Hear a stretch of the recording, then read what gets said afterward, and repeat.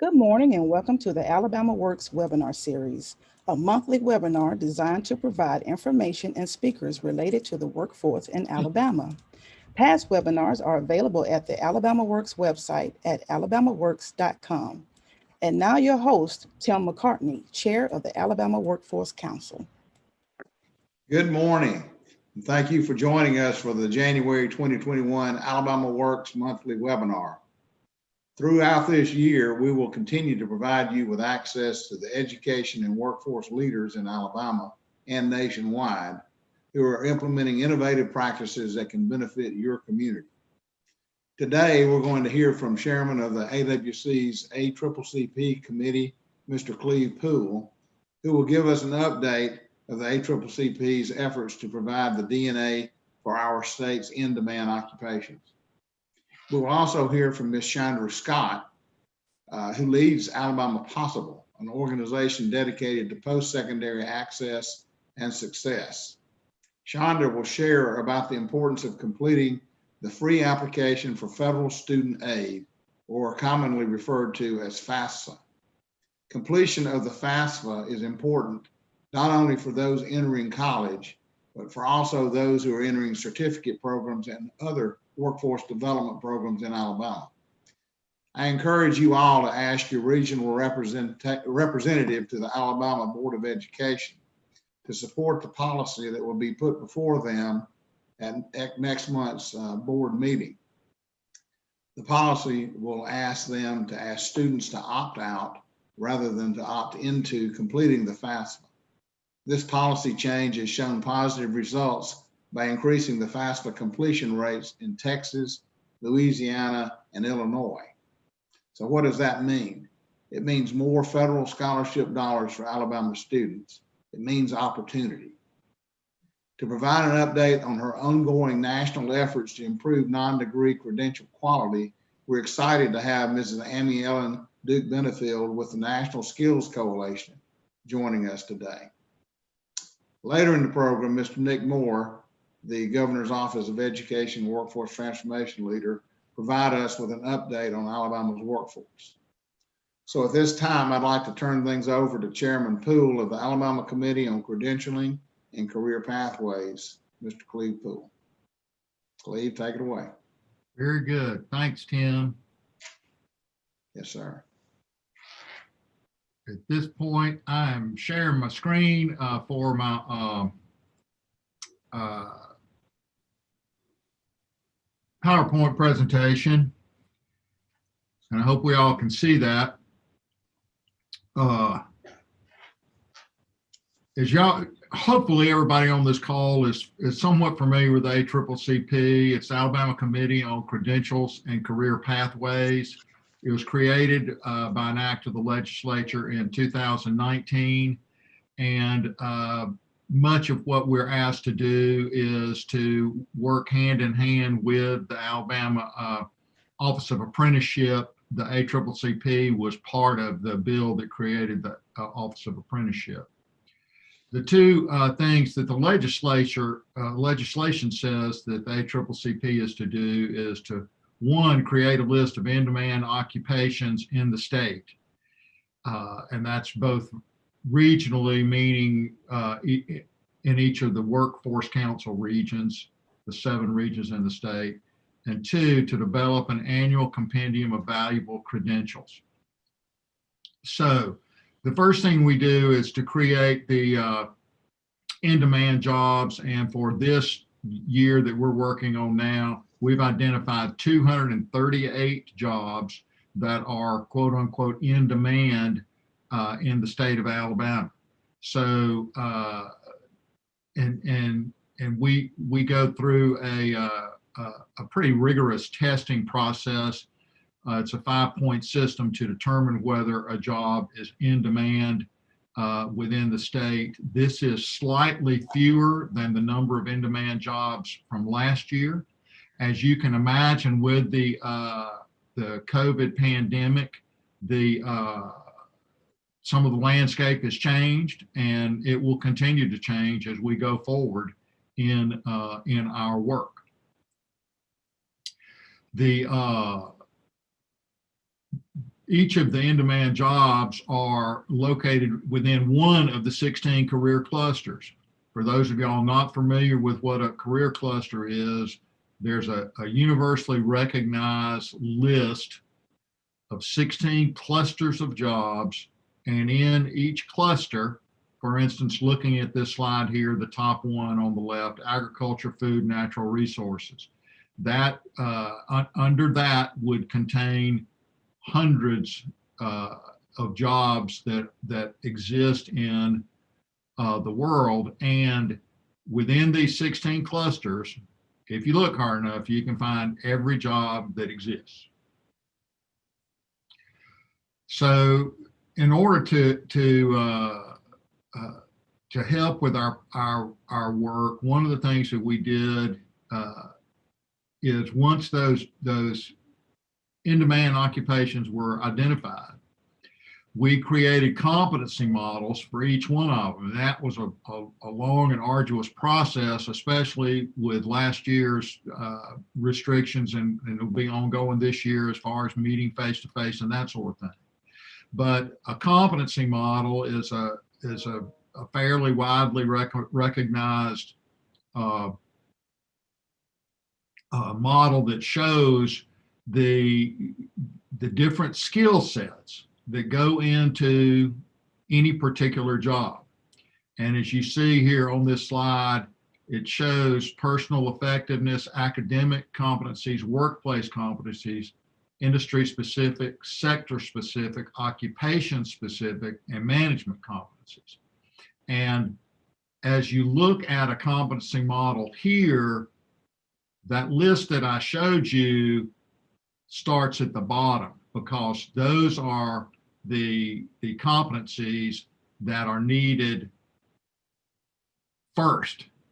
So the first are the ready to work personal effectiveness competencies, and although part of it's hidden by this thing here, but looking at the bottom three, they are ready to work related competencies, and these are what I typically grew up, as I'm an old man, I typically grew up calling them work ethic. And these competencies are the same for every job that we modeled, because for every job that exists, you need to be able to do these particular things and have these skills. It would be our hope and goal that the educational system in Alabama, both K-12 and the community college system, embrace especially these three levels of these three tiers within these models, so that any student receiving or graduating from those institutions would be able to have these skills, would have been taught and mastered these particular skills. So the next thing we're doing is we're creating the Alabama Credential Registry, which is a list of all the certificates, licenses, traditional degrees, and non-degree credentials offered in Alabama. As you can imagine, this is a fairly large undertaking. It is ongoing as we're speaking, and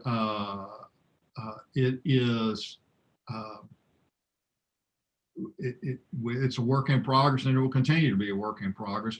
And perhaps Nick, when he speaks, can give us an update on where we are exactly in getting all these credentials compiled and ready to be displayed in some of the software that we're creating for job seekers, students, and employers to use. Another thing we're working on is the Alabama Skilled-Based Hiring Initiative. We want to make sure that when folks are hiring, employers are hiring, that they're hiring people based on skills, more so based on just a resume of the traditional resume. So if you looked at the models that we showed a little bit ago, that shows skills that are needed for specific jobs. And if you've mastered those skills, you should be able to perform those particular jobs. So it's a skills-based hiring initiative that we're looking to ask employers to embrace within the state. We are also creating a skills-based job description generator and employer portal. So what this does is that actually allows them to easily create job descriptions based on skills especially for these in-demand occupations. Now, the asset, the Alabama College and Career Exploration Tool, this is a large undertaking. It has been ongoing for some time. We hope to launch it in the summer, but it is a free website that will be available for employers, students, and workers that will allow, it will allow students to look at jobs and find out what skills are needed for particular jobs. And that would be, skills could be certificates, degrees that are included, that are needed for entry into or promotion within particular jobs. It would also have a way for employees, potential employees, to put their skills-based resumes, and they would be a certified digital resume, online, and it would give employers a really quick and easy way to shuffle through potential workers to find the folks that actively actually meet the demands or meet the qualifications and the skills needed for particular jobs. And it also, and you see highlighted in the bottom, and it's because we really believe this to be important, it creates the framework for the career technical folks to create industry design programs based on needed skills. So we've identified the jobs that are in demand. We've identified the skills needed for those jobs. So now we need to be able to have training provided by, in both career tech in K-12 and in the community college system, and for private providers as well. We need training so that we can meet the demands that these, because these jobs are in demand, and we need to be able to meet those demands with our workforce within the state of Alabama. Why do we want to register credentials and use skills-based job descriptions? It helps with, it makes some of the stuff eligible for federal funding. It makes it eligible to be on the list of valuable credentials. It adds to our body of knowledge, and it actually saves, it's going to end up saving time and money for employers, which is going to be a great thing as we move forward. So what's next? We're starting all over again with our job within the ACCCP. Our technical advisory committees will begin meeting before long, and we'll be going over all of these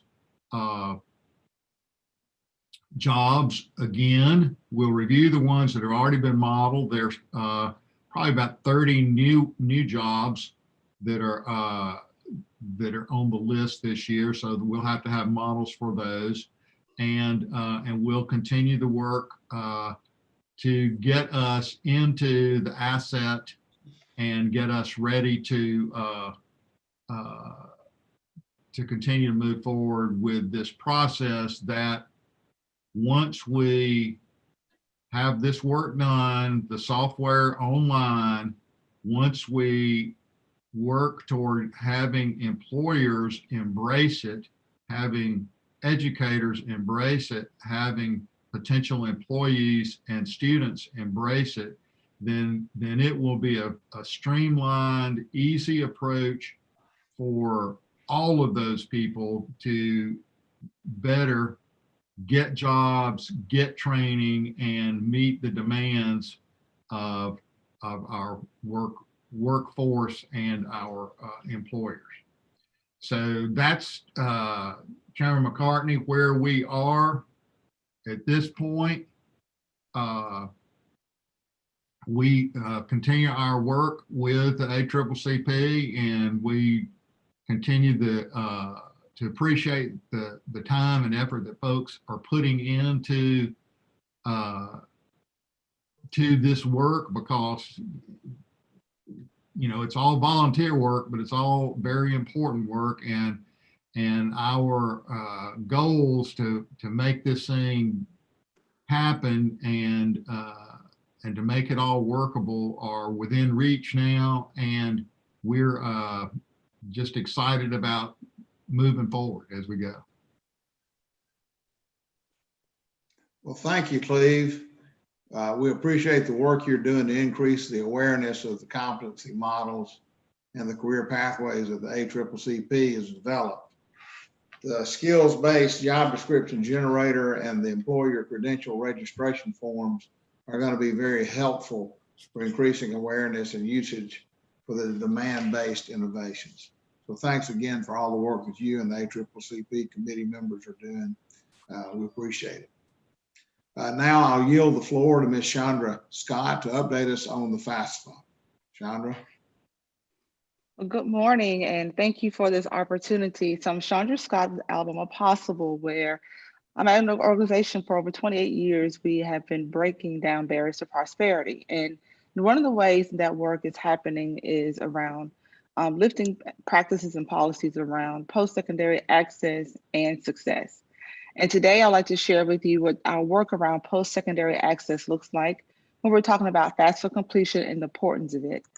And so obviously, I want to start with, anytime you're on social media, we always want to try to create a culture of college going. And when we talk about college, we're talking about any post-secondary credential, certificate, or degree when we use the word college.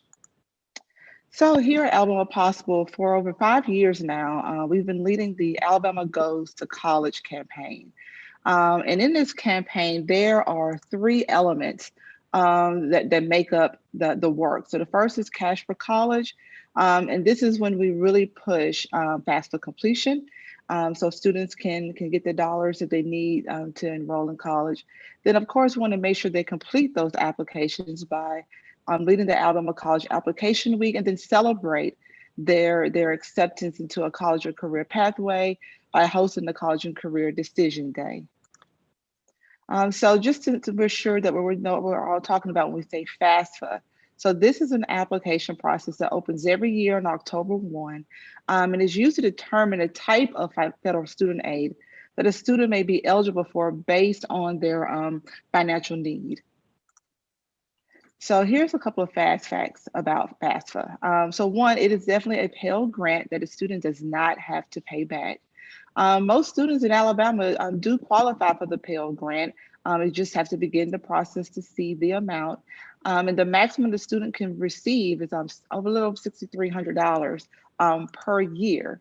And if you look at the cost of a 2-year college in Alabama, you can definitely see that being eligible for FAFSA can definitely pave the way for breaking barriers to prosperity to a student who attends a community college, because they really won't have a lot of costs left for them to cover. Here's the slide that gives me a little hope and a little concern. So here we see nationally that we've seen the number of students completing the FAFSA, actually who do enroll when they complete it, is up 2%. So we're at 92% at a national level. So if a student completes it, they are 92% chance of actually in going to college. However, we see when they don't apply, then we only see 51% actually enrolling, and that's down 4%. And so that just shows you how much more and important it is for we to, as Chairman McCartney shared about the policy that we have the opportunity to pass in our state to help us with this disparaging gap. So why does this work matter? A lot of you know this data who are in this work, that obviously the lower the attainment level, the higher the unemployment rate.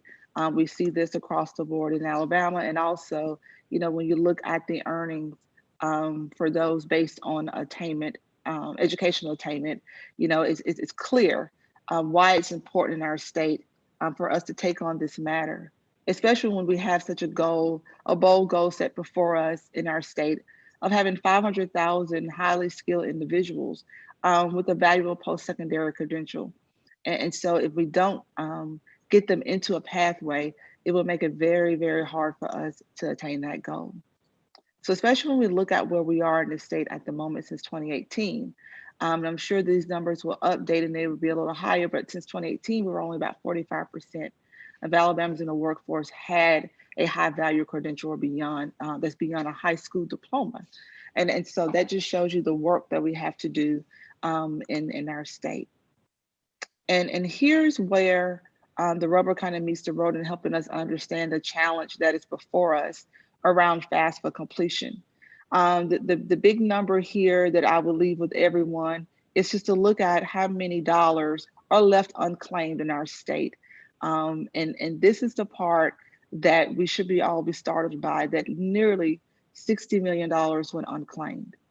These are students who were eligible but did not start or complete the process. And so this is why I can't help but to reiterate again on the policy that we have the opportunity to pass, where students now have the setup where they're opting out rather than opting in. Because a lot of students miss the opportunity because they quickly say they're not qualified or think they're not eligible or not sure if they're going to get the money that they need. So they don't even start the process. And they leave this money unclaimed that could have broken barriers for themselves to end generational poverty. And so here again is just some points about, why I completed it. And most, students are eligible for $6,304 a year. But also what a lot of students aren't aware is that many higher ed institutions now are requiring students to complete the FAFSA to even qualify for their institutional scholarships. And that's another reason why we want to make sure students complete the FAFSA, because even if they don't be eligible for Pell Grants or get enough, there are institutional grants or scholarships that will be available to them if they have a FAFSA on file. And of course, it's just a way to show that institution that you're serious about rolling into their institution that following fall, and that they will make sure that some of these scholarships are available to you. Here are some ways that students can use that financial aid. Obviously covering tuition and fees, but you can use to cover the cost of books, transportation and childcare, as well as room and board, because here are the various types of financial aid that completing the FAFSA opens up to students.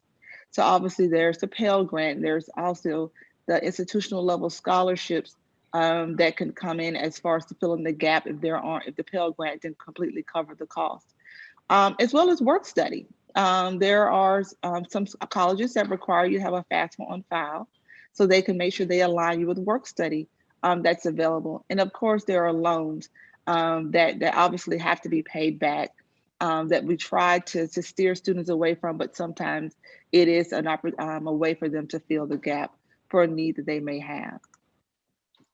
Now at Alabama Possible, we obviously serve in the capacity of making sure that we provide the training and the resources that our educators in our state need.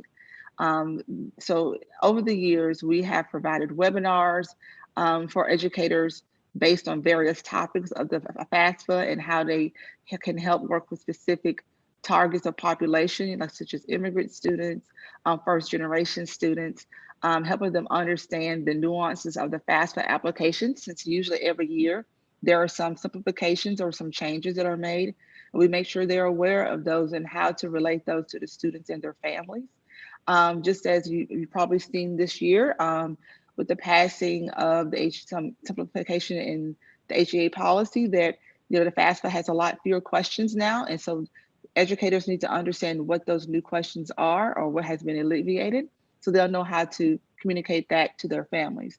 And we provide toolkits, one that is from the FSA itself, and then we also in our office create the Cash for College toolkit that we provide to high school counselors and college advisors every year, so they'll know here are the tools that are accessible to them as they navigate students through the FAFSA every year. But one thing we never want to forget is their students and their families. So we make sure that we are a direct resource for them. And this is where you have the Alabama Goes to College help desk. And the help desk is not just for, walking families through the FAFSA process, but it's also to help them with college planning and the admissions process. And obviously it's not just what I consider your traditional students who need the support, but all learners need that support, even if they're adults who are returning to the post-secondary journey. They also are or have this resource to them to be able to walk them through the admissions process as well as their financial aid planning as they journey back into a post-secondary pathway. Especially when you just saw the presentation from Pool and how other resources are available to kind of chart their way into which credentials are available in our state, as well as what's in demand. And so we want to be able to provide the support to them to help navigate them to get back on that journey. And so what I want to close with is really to, again, lift how important it is and giving a call to action to all of those who are watching is, you have a role in helping students in our state to be equipped to be able to take advantage of a post-secondary pathway, whether it's a credential or certificate or a degree. We need to make sure that we have financial aid pathway for them. And one way in doing that is that we urge you to reach out to your state Board of Education member and encourage them to prioritize the FAFSA completion. And we've made it very easy for you. If you go to our website that's listed here on this slide, it'll take you through a one-step, one-click process where you'll find your representative for your region, and you can easily click and send them a letter encouraging them. It's already pre-written. All you have to do is add your email address and your name, and that letter will go straight to your representative.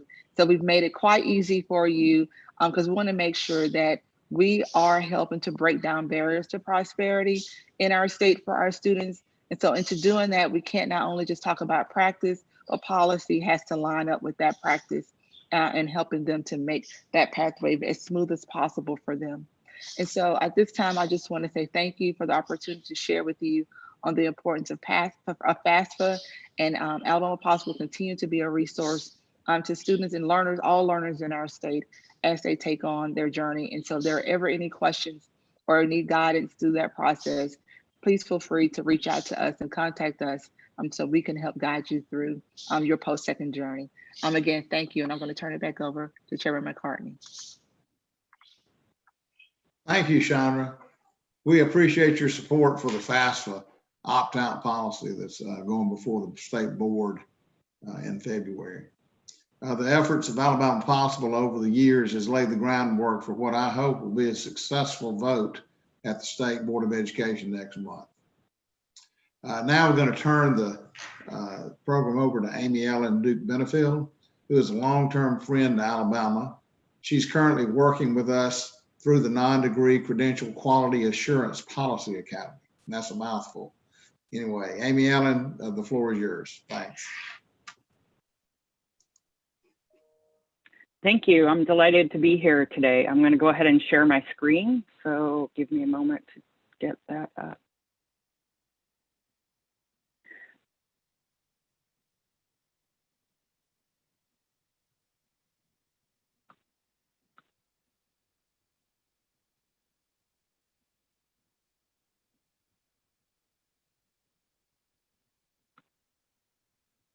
Let me start today by thanking Nick and Jill and the others who invited me, Mr. Poole.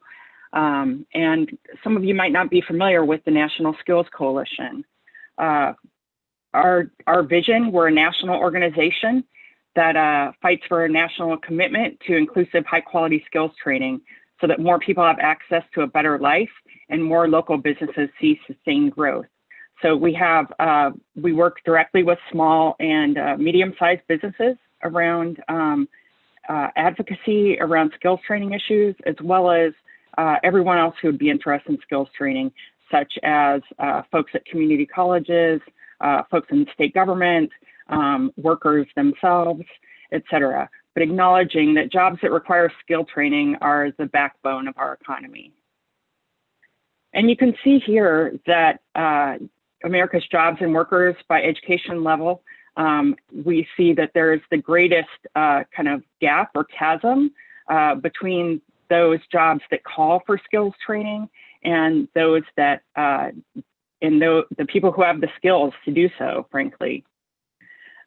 Every day in communities across our nation, workers seek out opportunities to ensure their families can thrive. At the same time, businesses are anxious to hire skilled workers, people trained for jobs in growing industries. But without access to inclusive, high-quality skills training, workers are locked out of opportunities to succeed, and local businesses can't expand. NSC is fighting for a national commitment to policies that expand high-quality skills training, reflect people's real and valid career aspirations, and support industry's urgent need for an inclusive and skilled workforce.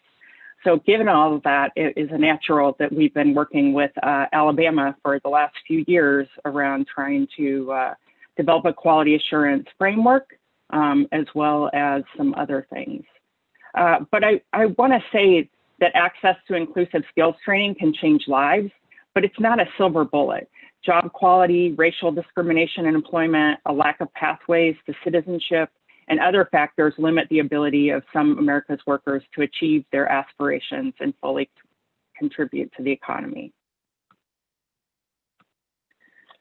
So this shouldn't come as a surprise to any of you on this call. Credentials matter. That's why you have identified as part of your Alabama goal, your completion, college completion goal is at 50,000 jobs or 50,000 you produce 50,000 more non-degree credentials over the next couple of years. We say that more than 80% of jobs require some form of education and training beyond high school. All new jobs created since 2008 have gone to those with some post-secondary ed. Yet we have this gap, as I was talking about. Fewer than half of all Americans have a post-secondary degree or credential. So why do credentials matter? They can help states respond to the demands of employers, ensure that families are receiving, individuals are receiving a good salary to be able to support themselves. And so states are responding by setting a credential-specific attainment goals and making investments that increase the number of adults with credentials of value.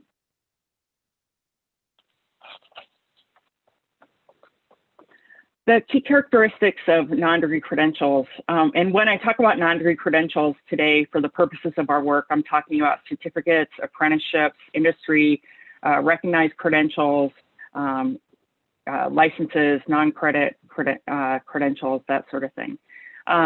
Recent research from Credential Engine suggested there are 750,000 unique credentials in the US.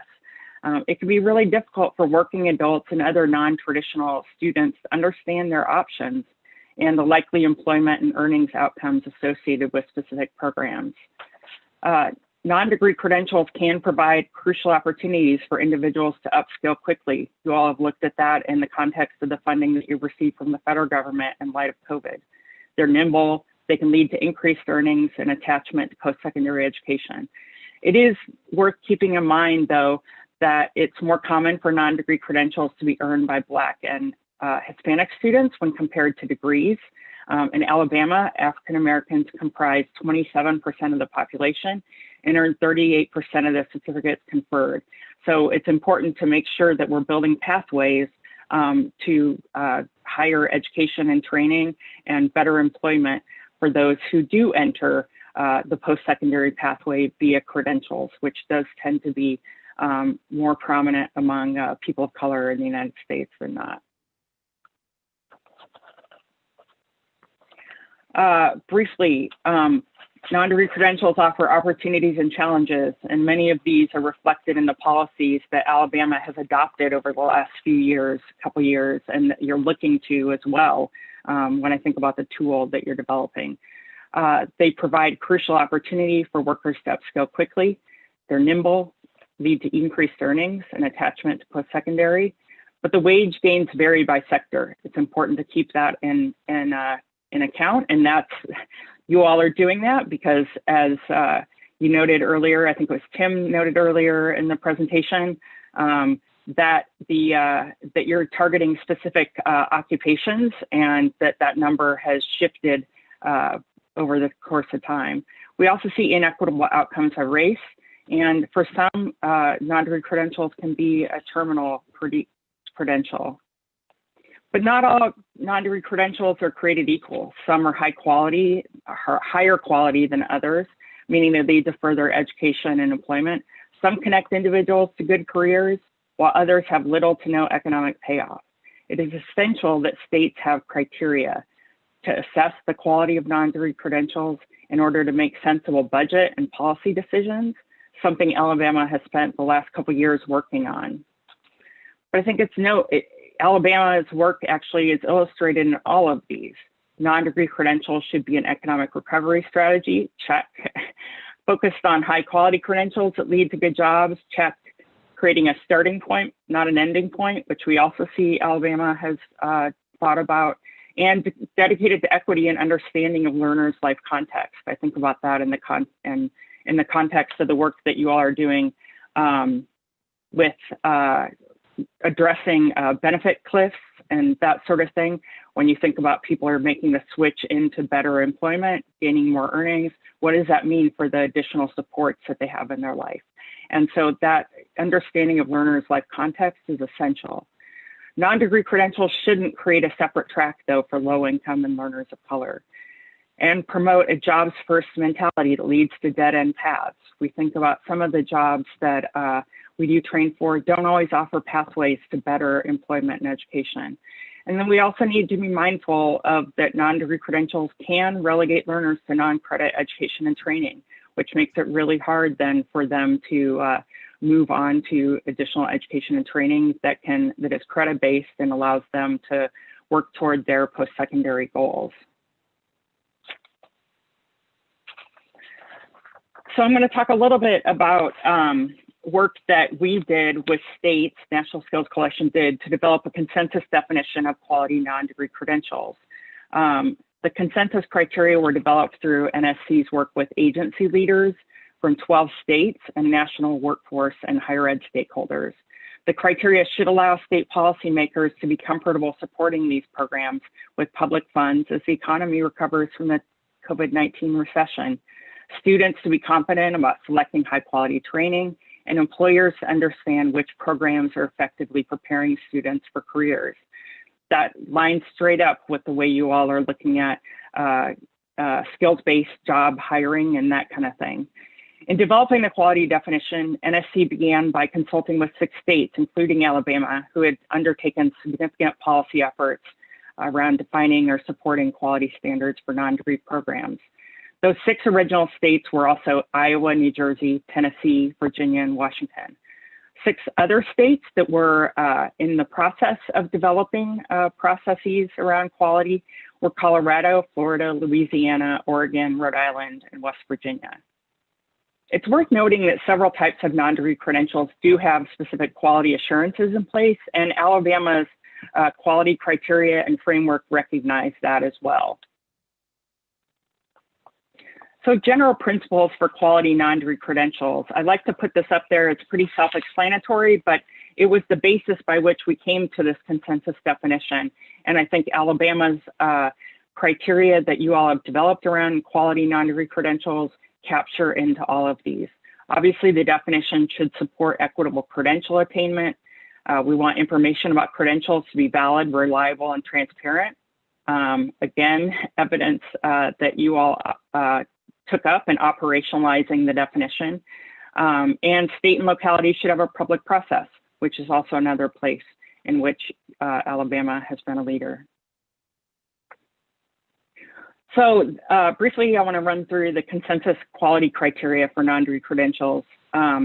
There needs to be evidence of substantial job opportunities, and getting input from employers is a big part of this process. I know Alabama conducted a large employer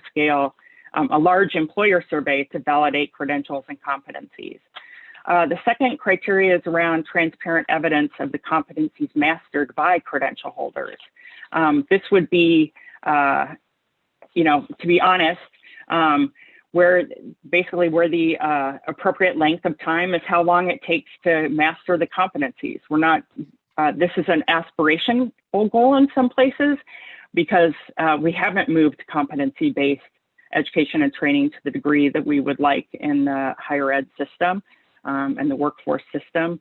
But this is something that Alabama also has its eye on the prize, so to speak, in this way. And is trying to figure out ways to move away from the credit hour in order to have a true more assessment of competencies. There also must be transparent evidence of the actual employment and earnings outcomes of individuals after obtaining a credential, and the data should be disaggregated by race, ethnicity, gender, disability status, and other characteristics to measure equitable progress.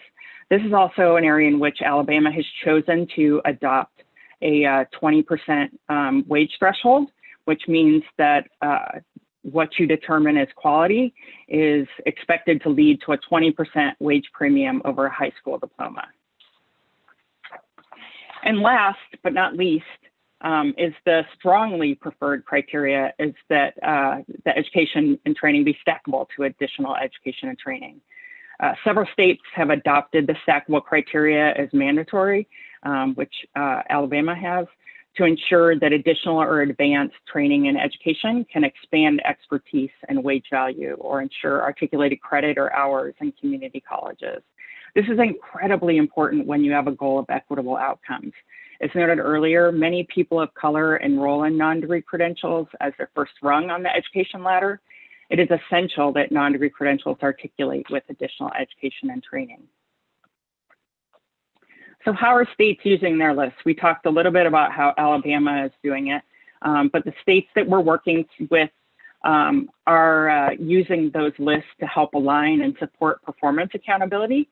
For instance, specifically around the Workforce Investment and Opportunity Act and the Perkins Act preferred programs, so to align those quality definitions with multiple funding streams, to provide guidance to the state of where to invest resources.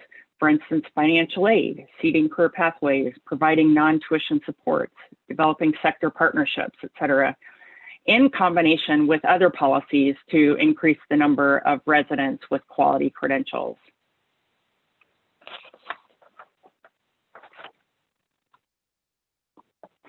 So now NSC is working with 6 states as part of a Quality Credential Policy Academy. Through the Academy, state agency teams are working together to advance a high quality post-secondary skills strategy so more residents can obtain quality credentials. 4 states have adopted and are adopting the consensus criteria, including Alabama. You all are about 1 year ahead of where the other states are in developing and operationalizing criteria when we think about states that didn't have this in place. And in the Academy, those states are Louisiana, Oregon, and Colorado. So states are working on developing policies as part of the Academy to increase the number of quality credentials. So they're now, after operationalizing their definitions, which I'll talk about in a second, they're also looking at financial aid programs, like Chandra was just discussing, applying for financial aid through FAFSA to qualify for a Pell Grant. We know some of these non-degree credentials aren't eligible for Pell Grants though, so that's where states often try to develop separate funding streams to ensure that folks have that covered. I know that through the Reimagining Workforce Grant, Alabama is doing that. And so as we think about other contexts for the work that Alabama is doing, I want to go back to the fact that when we were talking about the 4 criteria, it's also important to note that We also see states that are also considering additional measures of quality credentials. Alabama has adopted portability as one.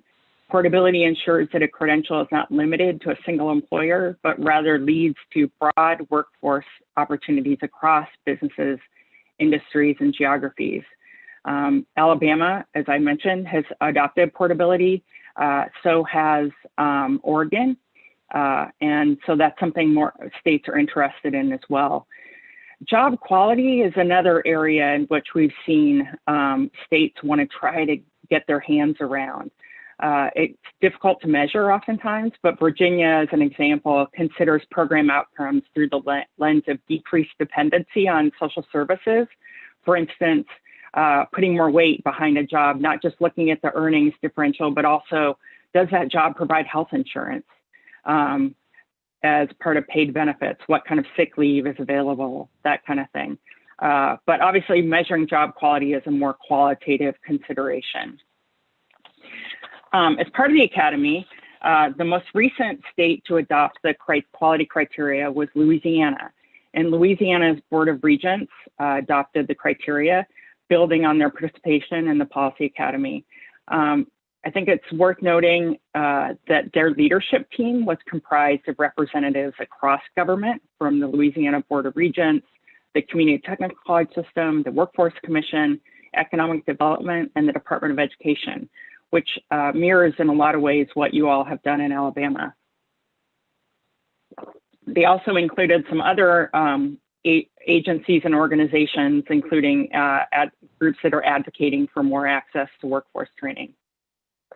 For Louisiana, a certificate or industry-based certification will be considered a quality post-secondary credential of value if it meets the consensus criteria that I laid out earlier and leads directly to an occupation that at a minimum meets a 20% wage premium over a high school diploma.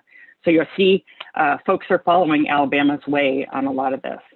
Louisiana also developed two categories of credentials through this process, acknowledging that individuals start their post-secondary pathways on different points.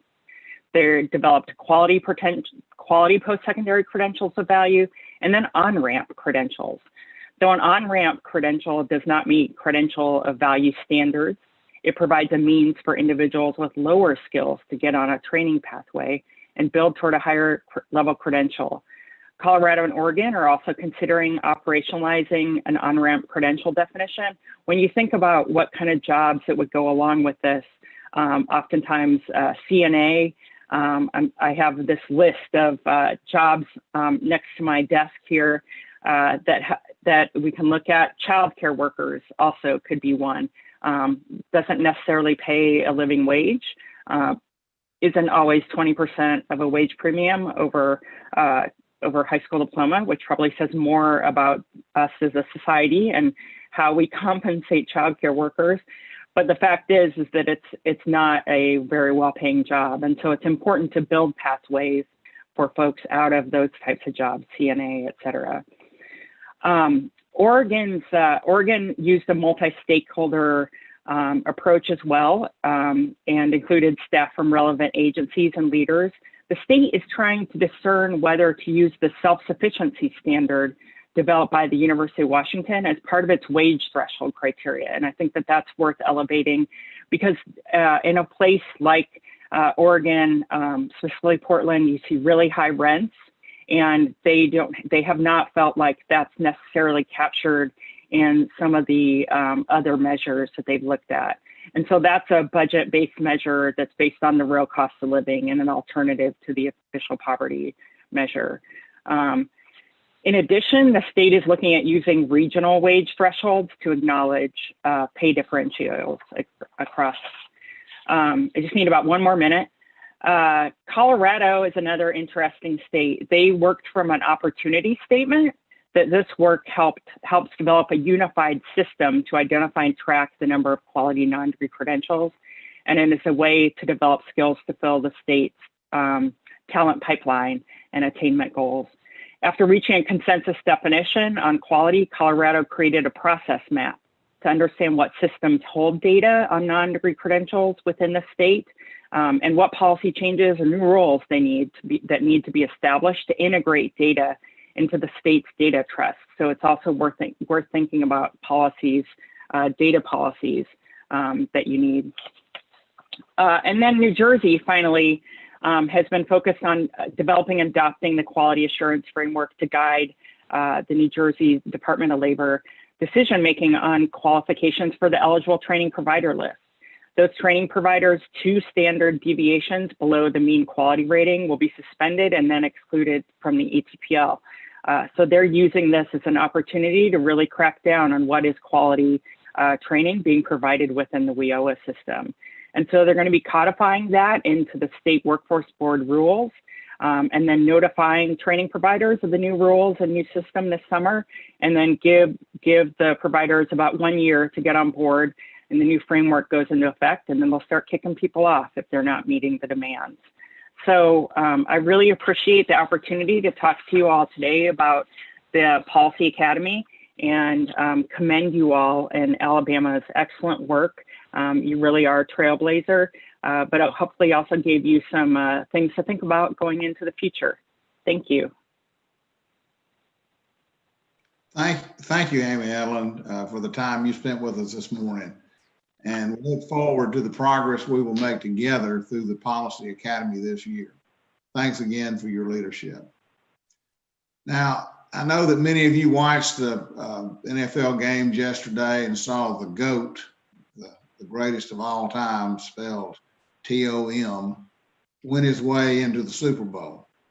Well, we have a more important GOAT in Alabama. We spell GOAT G-O-E-W-T, which stands for the Governor's Office of Education and Workforce Transformation, which is led by NICK. Success of our GOAT stands a better chance to positively impact the lives of thousands of Alabamians more than Tom Brady. Our GOAT, Mr. Nick Moore, will now offer a brief labor market update. Take it away, Nick. Well, thank you, sir. And you were too kind. I certainly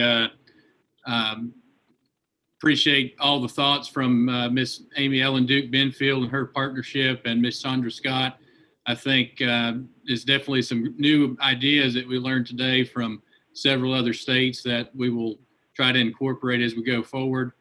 And also want to thank you, Chairman McCartney, for your leadership. I think you are, we could all agree, are the real GOAT here, G-O-A-T, when it comes to workforce. And also Mr. Poole for your leadership and herding together all the different education training providers and different clusters as we have put together the competency models and pathways for this year. So I'm going to share my screen. I'm not going to focus too much on workforce policy per se today, but what I am going to focus on is I'll go through a couple of labor market points, but I'm going to focus on the most recent federal appropriations bill that was passed in December. It seems like we've lived out several months or since the last time we got together. When we were together in early December, none of this had happened yet, and we still had a lot of things that were up in the air at that point. But we have had that passed now, and I'm going to highlight. There was a lot of stuff that I'm not going to cover that was in it. So if you need more information, I'll take some of my notes on particularly the education workforce parts and give those to Jill, and maybe she can put those on the website for us. Before I get into this, I will mention what Mr. Poole asked to give an update on the credential registry. So the business and industry credential registration form is under development by Supercomputer, and we will be prepared to take everybody through that, demo it on our next webinar in February, and that's going to be live for business and industry in February. So we're going to be registering credentials like mad during the month of February, between February, about the first week of February, and then March 17th, our next ACCCP meeting date. So taking a look at, and this graphic always helps me keep into perspective the number of unemployment claims that we have seen in the state since March 21st. And we've had now 927,000 Alabamians who have filed an initial unemployment claim. And of course, that doesn't mean that each of those individuals have not gone back into the workforce, but that shows that each of these individuals have been displaced economically in some way. And this heightens our sense of really need to make sure that we're doing all we can to prepare them to upskill or reskill if they're looking to, because remember back in February, and we've been saying this a lot over the last 10 months, we had a lot of open jobs in February because of skills gap and didn't have enough skilled labor to fill each of those in-demand jobs. That still exists in many of our resilient sectors. So the goal of our entire workforce strategic plan in this really time-sensitive moment is to make sure that we are taking these 927,000 folks using things like the Alabama Workforce Stabilization Program, give them an opportunity to get onto a pathway to self-sufficiency. And I like what Ms. Duke Benfield mentioned about the identifying the opportunity occupations or the on-ramp occupations in each of these pathways, and then showing how modularizing degree pathways and stackable credentials can help prepare people to move into those occupations. And also just want to note that our labor force participation rate is 58.5%. So what does that mean? That means it's still got 41.5% of Alabamians aged 16 to 64 that are not participating in the labor force. And so that also calls to attention that we need to double down on our effort to integrate human services and workforce services, things like our David tool, things like our integrated workforce, no wrong door approach, and the work we're doing with DHR and commerce and labor, and make sure we can get people enrolled in human services and workforce training services at one time, and make all this a lot more transparent for folks, because people are facing a lot of short-term barriers to what is in their long-term interest. And so it's all of our jobs to help them overcome that. And that's a lot of what our plan is seeking to do. So again, let's talk a little bit about the Coronavirus Response and Relief Supplemental Appropriations Act, or the CRRSA Act of 2021. And it was passed in December 21st and was passed by wide bipartisan margins, signed into law on the 27th of December. It's $2.4 trillion omnibus bill, and had a $900 billion COVID-19 emergency response element attached to that. And that was all found in Division M and N, in case anybody wanted to go read it. The important part on there is that there's some what we call GEAR, Governor's Emergency Education Relief Fund, or GEAR 2 funding. It's going to, in Alabama, give about $66 million. That'll be $21 million to the governor that she'll be applying for, and she has not announced where Alabama's allocation will be going to, but that is will be announced in the next couple of weeks. The application deadline is February 8th. Also, $45 million went to the Emergency Assistance and Non-Public Schools grants, and that's going to be important to make sure that all the schools that were not covered in some of the emergency secondary, elementary and secondary education relief funds back during the CARES Act that were not covered will get some funding for that. Looking into further sections, of course, everybody knows that there were the additional recovery rebates, and individuals got the $600 and other credits for $600 per qualifying child, so won't focus too much on that. Another important part is the second draw PPP loans. So that was a very successful program for small business in Alabama, and there's many lending institutions in the state participating in that. And those loans now are covered through March 31st, so that date was extended. We've also got the what we call FPUC or FPUC that provides a $300 additional unemployment benefit for the weeks between December 26th and March 14th.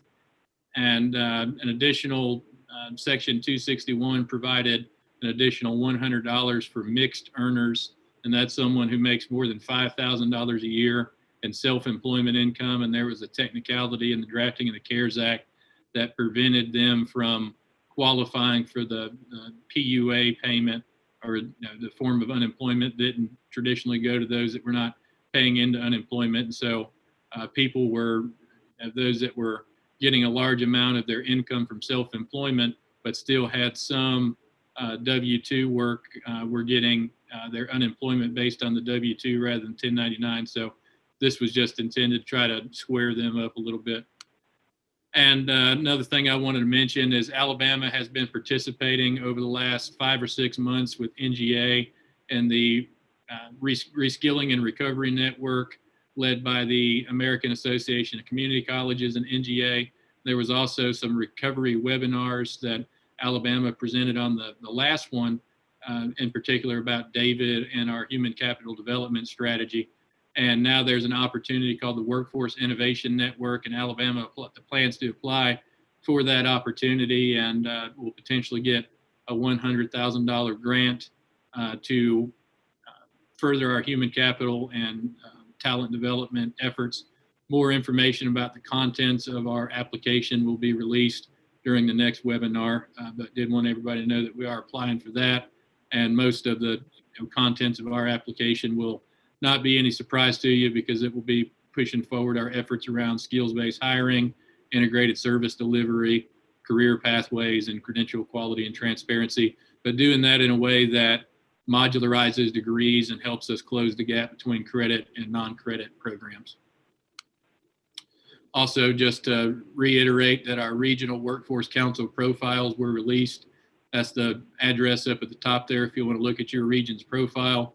These were done, most of the work was done by Dr. Robin McGill and AIC, the Alabama Commission on Higher Education, through funding from the Lumina Foundation, through an Equity Leadership Acceleration Grant. And these profiles are really excellent and should be used by each of the regions to help them hone in on the work of serving each of the populations with barriers to entering education in the workforce, because those are our goals and targets now. And certainly everybody in the WIOA system and all the metrics are going to be measured against how well we're credentialing and getting folks employed in each of those populations. And so this is going to be valuable information to help everybody reach those goals, and that I know everybody's excited about that. So with that, Mr. Chairman, I will turn it back to you and do appreciate it.